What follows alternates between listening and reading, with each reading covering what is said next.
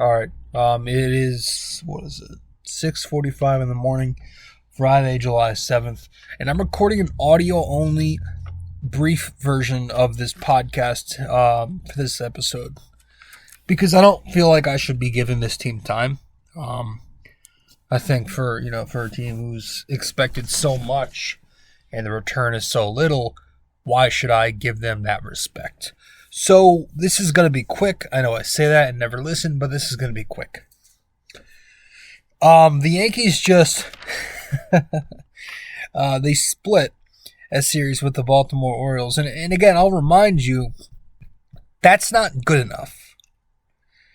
Somewhere along the line, we've gotten obsessed with settling. Maybe it's this team indoctrinating everybody, and just I don't know. It's naturally come, but we've gotten obsessed with settling for 500 ball to where we take a split in July now, by the way, the fourth month of the season, where we're tied for the fourth place Blue Jays now as acceptable. The New York Yankees were never a team who did that. The New York Yankees weren't supposed to accept mediocrity because we keep accepting, oh, well, they split. Oh, well, they took 2 or 3 against Oakland. Oh, well, they stayed above water on the road trip. That's the reason this team is going to be an 88-win team and possibly third place, maybe worse, by the end of the season. Because we keep settling for bullshit mediocrity. So let me get that out of the way and say, no, I'm not satisfied and I'm not walking away with this as a positive. Oh, well, they ended up splitting with one of the better teams in baseball. No, they're supposed to be saying that about the Yankees. So we're not supposed to be looking up. This was the series against the Orioles where the Yankees looked really solid for the first 2 games, but nobody bought into it if they were smart. And then they just completely shit the bed, and their pitching is now starting to fall apart, which is another concern itself that wasn't prior to. I thought it was pretty ironic how the Yankees Stadium, because the Yankees fans give the Yankees a lot of shit for being so tone deaf these last couple seasons. And I thought the perfect example of that was just how they played the Aaron Hicks tribute. It's like, how do you not read the room? How do you not know the boos were coming? I mean, come on. And it's going to be funny when tonight they have Luis Severino bobblehead, regardless of what happened last night. I mean, speaking of tone deaf, this is going to be hilarious. Anyways, some brief notes there. That happened. Jimmy Cordero was suspended. Another jackass on this team that you can't root for. He beat his wife or some shit. What a loser. Scumbag. He sucked anyway. Not like it mattered. Aaron Judge continues. We keep getting these weird updates on him. Not that I give a shit about updates. Just tell me when the guy's playing baseball for my team. And so let's just dive right into it. Again, I'm not wasting time here. So we'll get to the intro right now. That was a long intro, pre-intro. And as soon as we return from our intro, we'll dive into the series. Let's do it. Welcome to BD4, an RJ Carbone podcast. BD4, where there is no better way to get your Yankees and Knicks analysis. We also do MMA. Yanks every series, Knicks every game, MMA on occasion. BD4 is a 5-star show on Apple Podcasts, also available in video format on YouTube and Spotify. So thanks for stopping by, and we hope you enjoy the show. Champion of the world, turning, looking, see ya! Anthony for 3, bang! That one goes down, and the game is tied! Penetrates, creates, and showing some dexterity as well with the left hand. All right. So game 1 of the series, we're going to try to make this short, man, because I don't want to be talking about these recaps. The Yankees won 6-3. Domingo versus Wells. Domingo does not have it, as sort of expected when you get guys coming off a no-hitter. perfect game. He was hit around in the second and third inning with a bunch of base hits and a double. Mullins singles, Rutschman doubles, or Hearn singles makes it 3-0 Orioles. Looked like a shutout night. Looked very grim. Higashioka gets caught trying to steal as well. Shocker. But the Yankees finally show up when Nick Ramirez comes in for Domingo in the fifth. He escapes trouble, and then the Yankees have a big bottom of the fifth when they get back-to-back homers from Volpe and Higgy, and then a 1-2-3 top of the sixth as well from fucking Ramirez. They had a shot to do damage with first and second and one out in the bottom of the sixth, but Bader and Donaldson put up two very pathetic at-bats and they pop up. Hamilton flirts with trouble in the top of the seventh, but he finds a way out. Nice catch in the inning by Volpe, too, for the third out. Bottom of the seventh, the Yankees get another huge opportunity. And by the way, if the audio sounds a little echoey and like canned, it's because I'm not recording with my usual equipment at the moment. I'm literally, it's not even 7 in the morning and I'm recording this from my bed. Yeah, bottom of the seventh, the Yankees get another massive opportunity. 2 base hits from IKF and Volpe with no outs. You have the rare sack bunt. This one was executed by Higashioka. Pitching change, then DJ comes up to the plate. He pounds one into the dirt like he always does. And the Yankees are caught on the bases like they always are. But then a wild pitch by Cano in Glaber's at-bat scores Volpe to tie the game. So Canley came in for the eighth. He was excellent. And then in the bottom of the eighth, the Yankees take the big lead there with the base hits from Stanton, Rare, and Rizzo. And then it's the gigantic Harrison Bader home run to put them up 6-3.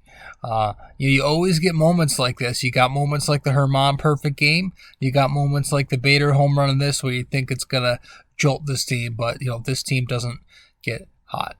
Holmes gets the save and the Yankees win, though. That's nice. I don't know, man.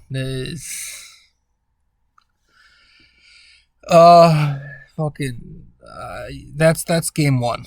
I mean, do we really need to? 6 runs on 11 hits. 2 hit nights from Higgy, Volpe, IKF, Bader, and Stanton. Higgy doubles and homers, IKF doubles, struggled in left field a couple times. That's a shocker. And again, he's thrown out at home, going on contact on that play. That happens to Yankees every other night. It's pathetic. They look like the Mets. Stanton, 2 base hits. He played the field. Volpe had a home run. Bader, a home run, 3 RBIs. The crowd went absolutely bonkers after that homer. Rizzo was on base 2 times with a big single and a walk. I like that the Yankees used both small ball and long ball in this game. That was nice for a change. Even Bader showed bunt twice before he ended up swinging away. But yeah, Baltimore pitchers were leaving pitches up in the zone a whole lot. Domingo goes 4 1/3, 9 hits, 3 runs, 2 earned. No walks, 5 Ks. Yeah, he wasn't good. Expected coming off a perfect game with a letdown. That's how that works. He was hit around. The stuff wasn't there. The curveball wasn't great, which was his best pitch in the perfect game. It was hit around a little bit. Seemed like he went change-up heavy in this one, but there wasn't a ton of separation between the change and the fastball, so it got hit. The bullpen was phenomenal. Ramirez clutched up. Hamilton worked in and out of a jam. Canley was Canley with that changeup. He gets the win.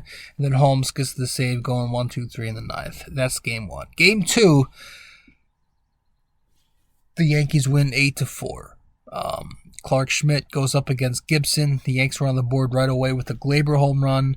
And then to make it 3-zip early on, IKF hits the sac fly in the 4th. Schmidt started well, went 4 innings on just 1 hit. He was looking very good, but then he imploded in the 5th inning a little bit, issuing 3 extra base hits. Hicks and Frazier with home runs to tie the game. The pen comes in, though, and of course they shut it down. Meanwhile, on the bottom of the 5th, you get Stanton. Hard ground ball single where Glaber actually scored from first base on. wasn't the smartest thing. And, Gleyber's not a smart baseball player. He's a losing player with a low IQ.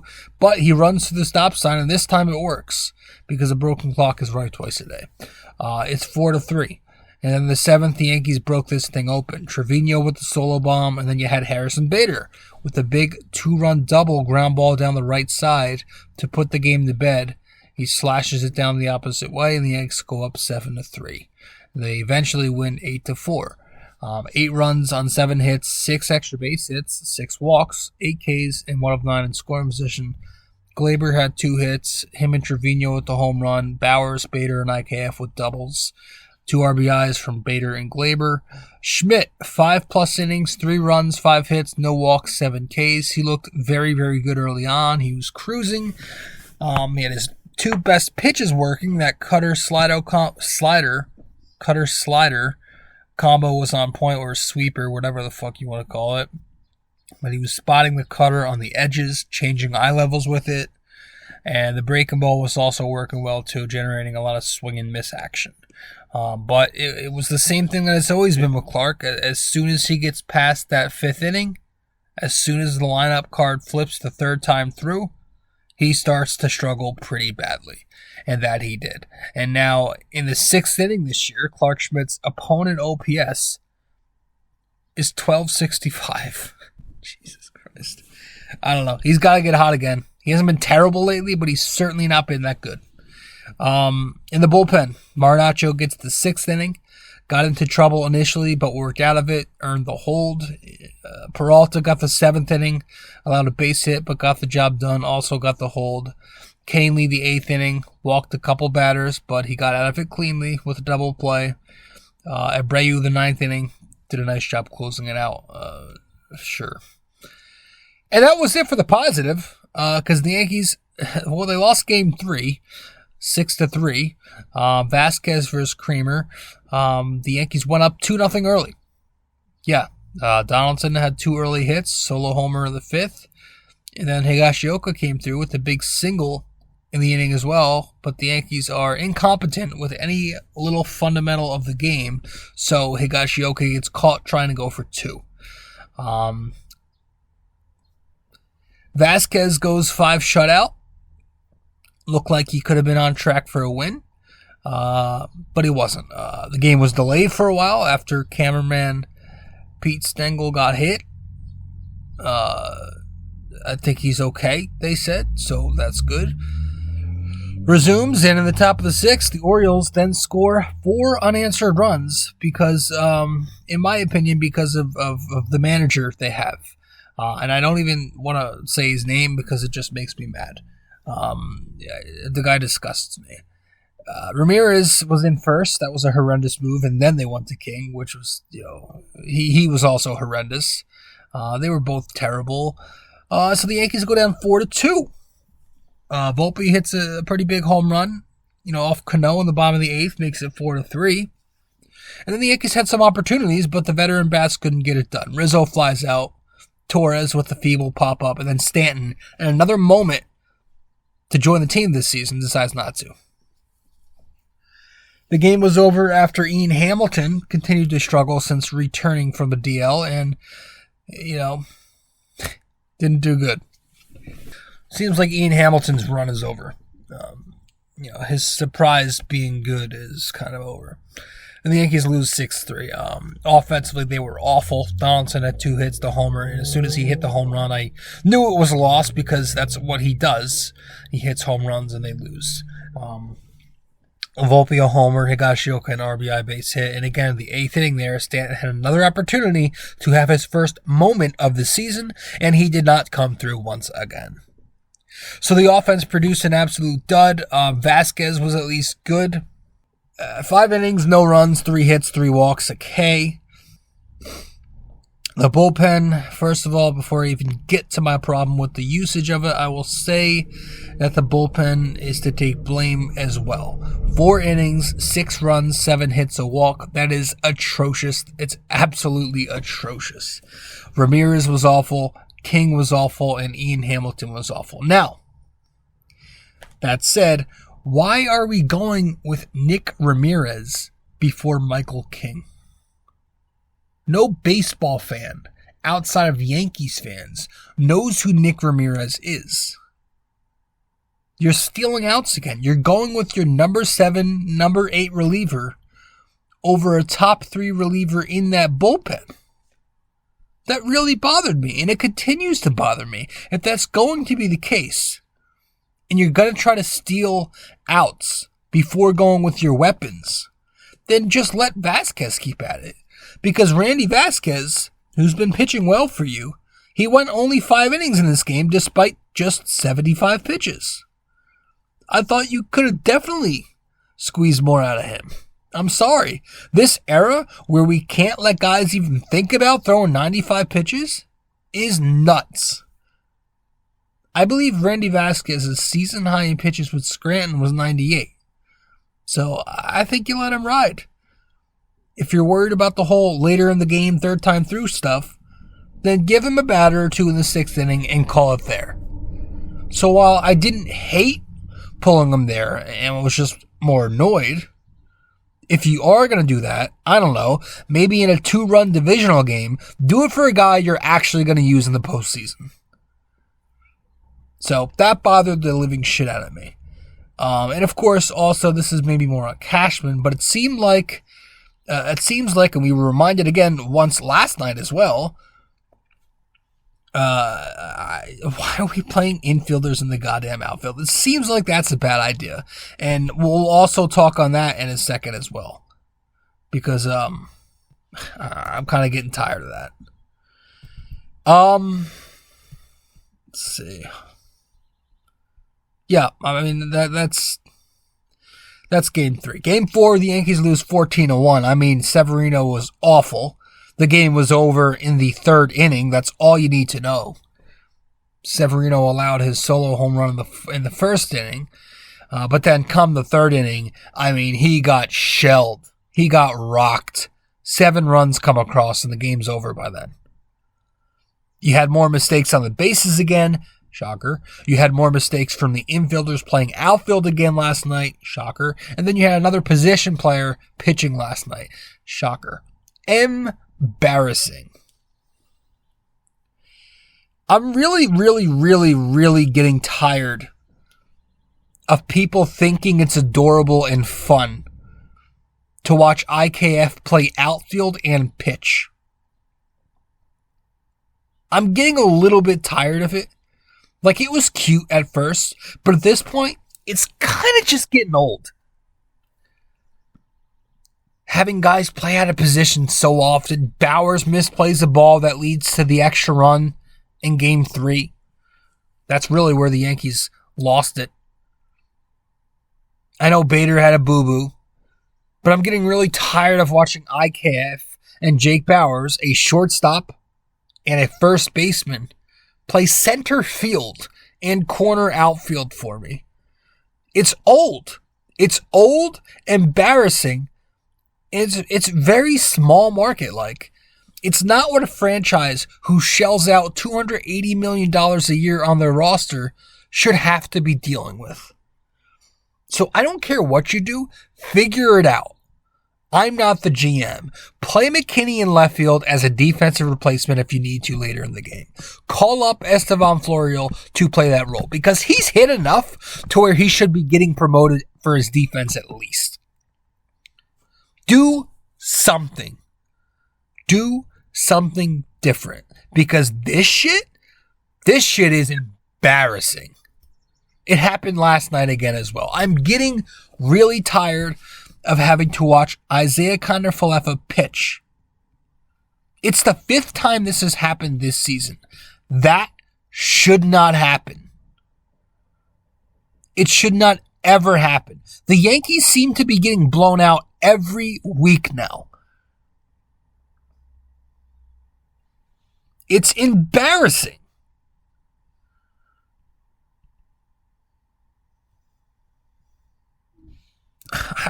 I'm so sick of this shit being a norm. It's a norm for this team. A complete norm. And they're so complacent. Donaldson can keep hitting $140, no problem. You'll get all the time in the world. They're complacent. Make a change. Somebody brought up a really good point on Twitter last night. Jorge Mateo, former Yankee, now on the Orioles, he got off to a very hot start for the O's this season. Then he fell off a cliff. And the O's, what they did is they didn't get complacent. They didn't say, hey, we're a second place team. We're still doing our thing. You're a young player. We'll give you all the time in the world. No. They made a move. They shook it up. They went Henderson. They went, what's the other guy's name? Westburn or something? Those guys are now playing over him more. You guys are up. Mateo, you're going to sit for a little bit. You're not going to play as much. The Yankees don't do that shit. The Yankees stick with the same script. They stick to their path and expect things to change that way. They stay the course. That's not how you progress. That's not progression. That is not progression.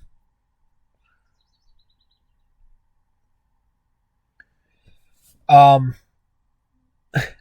just, it's, I don't know, man. I don't feel it with this team.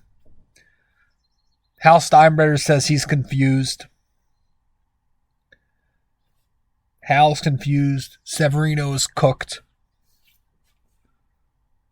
But yeah, this team, again, I'm just talking randomly. I'm hitting on different points. But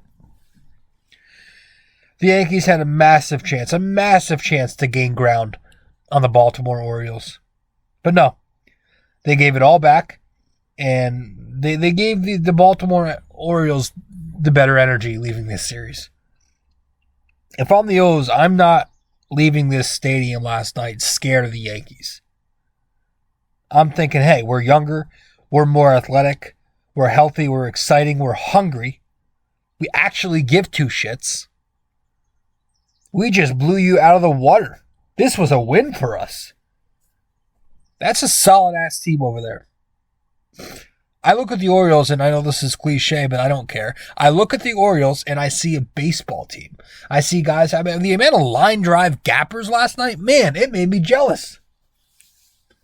It made me jealous.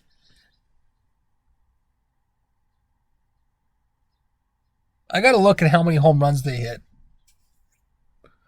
Because I don't think it was many, and they still scored 14 runs. The Orioles last night hit 2. They hit 2 home runs. They had 20 hits. 20 hits, 14 runs, 2 home runs. That's good. That's good baseball. They don't need the home run. They can pick up hits. Funny thing is, the Orioles don't really hit for an extremely high average, but compared to the Yankees, they still do. I think they're middle of the pack, but the Yankees don't get on base. They don't hit. They don't draw walks anymore.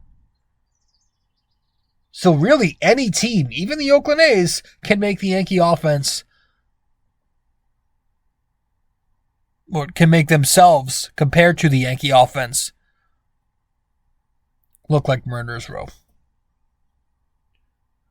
So, yeah, I'm a little tired of everything right now. I just, again, my consistent opinion since 2020 really has been this team needs a massive overhaul. They're too slow and old, and that doesn't work in modern baseball. But you know what we'll do as fans? We'll talk ourselves into thinking this team maybe still has a chance, right? Oh, okay, maybe there's something there. They'll win a few in a row. But as soon as they always seem to just be getting hot this year, that's when they fold. They never find that. They don't have any momentum. Just when you think they're gaining steam and finding a little bit of momentum, they go out and they do shit like this. And it keeps happening. So maybe that's just who they are. Maybe they're this 88-win team who's going to be in third place, and that screams mediocre no matter what your expectation is. So maybe that's just them. So the whole Rodon thing, I can't get excited about that because I just know this team is the same exact fucking team, even a little bit worse than they've been in recent years. So that's where I'll wrap this up. No trivia tonight. That's it. We'll end it right here. I'm out.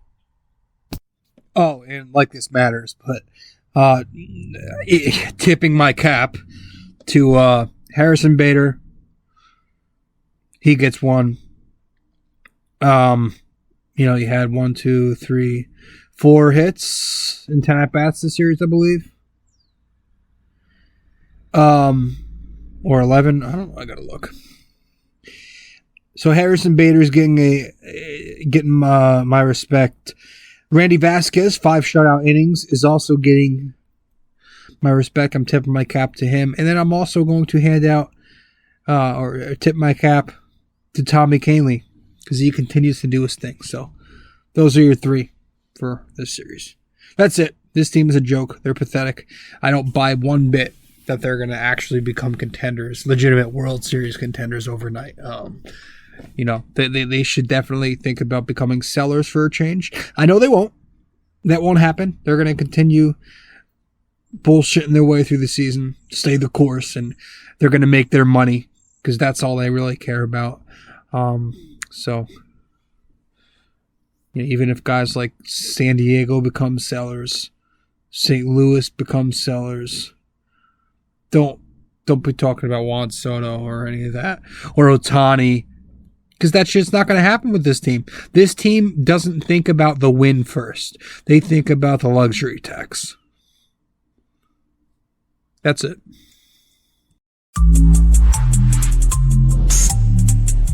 This episode was brought to you by Anchor. Hey there! If you stayed the entire way through, we thank you immensely for it. We hope you enjoyed this podcast and that you come back for the next episode real soon. Don't forget to subscribe, comment, download these episodes, and share them with your friends as well. BD4 is a 5-star podcast simply because of you. And we'd like to keep it that way. Have a wonderful day. Go Yankees and go Knicks!